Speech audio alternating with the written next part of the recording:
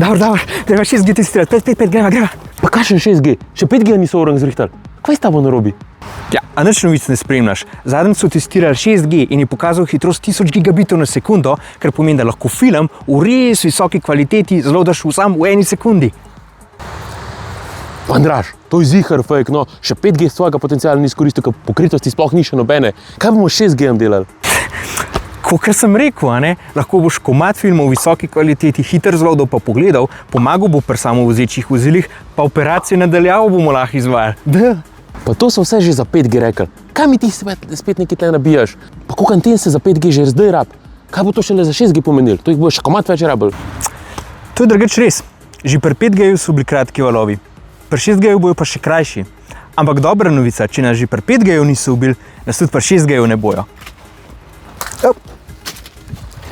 Zato pa imam tole gor.